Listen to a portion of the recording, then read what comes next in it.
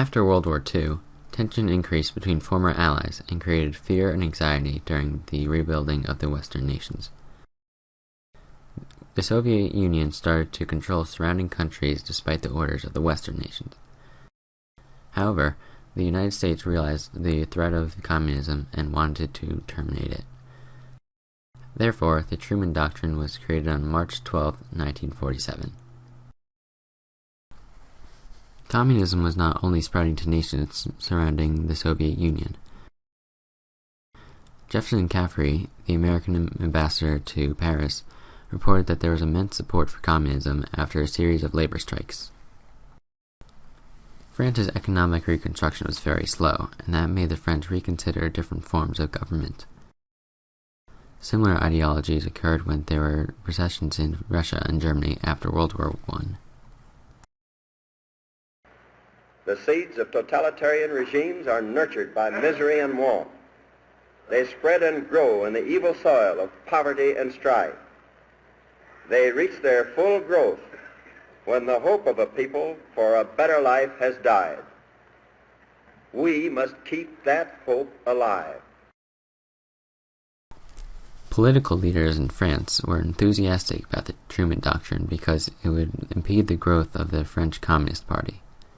France and other nations preferred democratic governments because they would rather be backed by America instead of the Soviet Union. The free peoples of the world look to us for support in maintaining their freedoms. If we falter in our leadership, we may endanger the peace of the world, and we shall surely endanger the welfare of this nation. Great responsibilities have been placed upon us by the swift movement of events. I am confident that the Congress will face these responsibilities squarely. The Truman Doctrine provided the foundation of America's policy, and then the Marshall Plan continued America's focus of preserving democracy in Western Europe.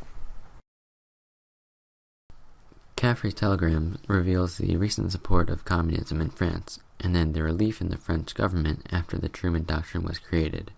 The Truman Doctrine provided security for France and other democratic nations in Europe. However, Caffrey may have been biased in his telegrams.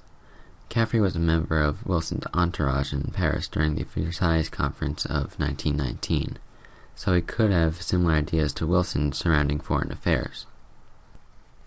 Therefore, he may have heightened the threat of communism in France to bolster the validity of America increasing its role in Europe. Although most aspects of Caffrey's telegrams are probably true, there could have been some bias when stating the threat.